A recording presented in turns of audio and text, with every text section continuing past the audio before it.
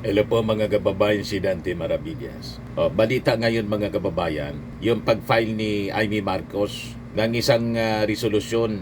Ito, a resolution expressing the sense of the Senate on standards governing public communications affecting the conduct of foreign relations in affirming the mandate of the Department of Foreign Affairs as the lead agency in the implementation of the country's foreign policy.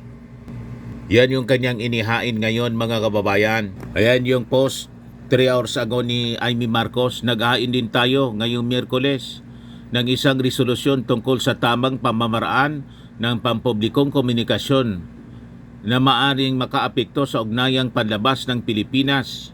Ito yung kanyang resolusyon number 267. Nang sabi niya, dapat maingat daw sa pagsasalita yung mga opisyal. Kumusta naman si Digong? Noong panahon ni Digong, pinagsabihan mo ba si Digong ng pagmumurahin yung Santo Papa at saka si Barack Obama? O diba? Pagdating sa China, dapat maging maingat tayo sa pananalita. Pero nung panahon ni Digong, sinaway mo ba? Pinagmumura, mga kababayan, si Barack Obama. Pagkatapos, yung Santo Papa. O diba? Pagdating sa China, dapat tayo maging maingat. Sinasaway ninyo yung mga opisyal na dapat maging maingat sa komunikasyon, pananalita. Sabi niya dito sa sa kanyang resolusyon, whereas the DFA further warned that the lack of circumspection in language and actions may derail the diplomatic space needed to manage tensions in the maritime domain and undermine ongoing efforts to stabilize bilateral relations. Whereas there is a compelling need for all government officials to exercise restraint, sobriety, and professionalism in public communications relating to foreign affairs in order to avoid unnecessary escalation of diplomatic tensions. Now it therefore be it resolved as it is hereby resolved that it is in the sense of the Senate of the Philippines to call upon all government officials and employees to maintain circumspection in language and action and to uphold the highest standards of professionalism in public communications and exchanges with foreign governments and diplomatic missions. May ganon kayo ngayon. Sinasaway ninyo ang paninindigan ng ating mga opisyal para i-defend ang ating sovereignty sa pambabastos, pambabuli ng China sa atin. Yung gumawa lang ng caricature portraying Xi Jinping bilang isang bully, nagresolusyon na agad kayo kasi nagalit yung China. Pero, kumusta naman yung ginagawa sa atin ng China? May naputulan na ngang daliri sa member ng ating Coast Guard? May resolusyon kayo? Condemning the actions of China? Di ba wala? Caricature lang ang ginawa ni Tariela. May resolusyon na agad kayo. Calling for circumspection in language. Pero nung panahon ni Digong, pinagmumura si Barack Obama, pinagmumura yung Santo Papa, tahimik kayo.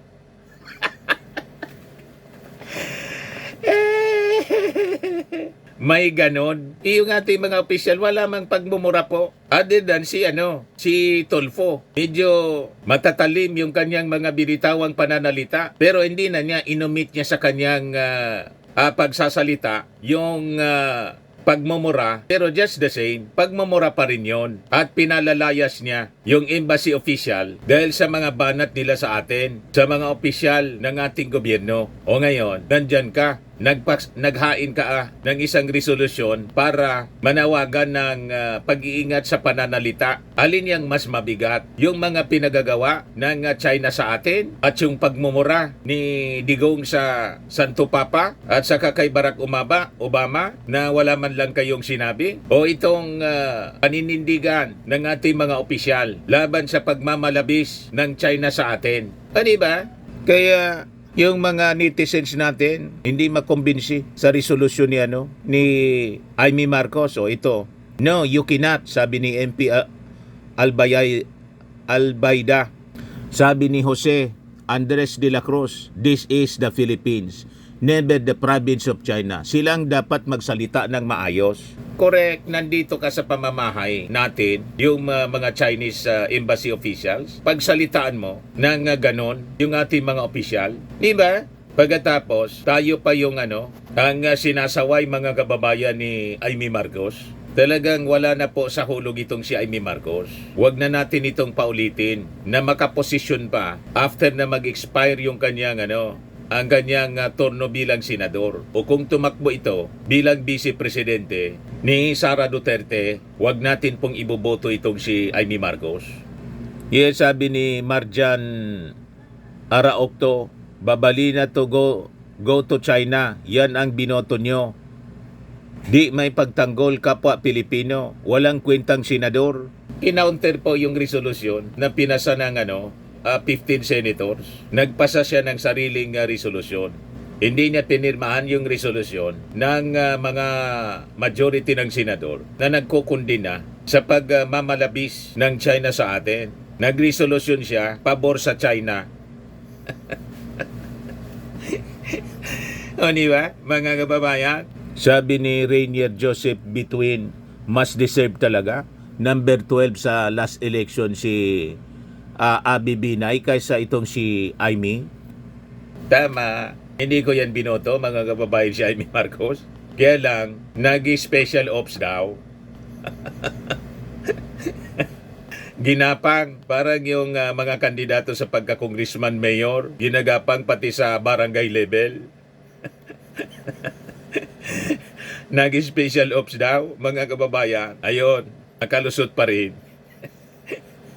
O diba?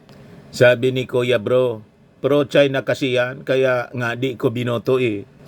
Sabi ni Sal Pomelo, daming Pinoy na taksil sa bayan. Sabi ni Noel Borja, DDS happy. Sabi ni Adjaro Reyes, mga DDS talaga. Sabi ni Jason Lim, ugag. Sabi ni Johnny Aton, isang tuta din eh. Sabi ni Richard Aradasa, ano pa nga ba asahan natin? Ano nga ba maasahan nyo dyan? O diba, mga kababayan, walang kumampi kay Amy Marcos sa kanyang posisyon na gusto niyang patahimikin yung ating mga opisyal at dapat daw mag-ingat sa mga pananalita laban sa China. Pero mga kababayan, noong panahon ng kanyang hinahangaan na si Digong, never na naging maingat sa pananalita sa mga leader sa mundo. Ano ba po? Masyadong bias itong si Amy Marcos pagdating po sa China. At pagdating sa mga Duterte, hindi niya nakikita ang kasamaan ng mga Duterte. Ang masasamang bibig, okay lang sa kanya ang masamang bibig. Sa bagay, pinagbantaan na yung kanyang kapatid na papatayin, pupugutan ng ulo, at yung kanyang tatay, kakalkalin sa sa libingan para itapon sa West Philippine Sea, barkada pa rin niya si Sara Duterte. Ganon katindi si Amy Marcos.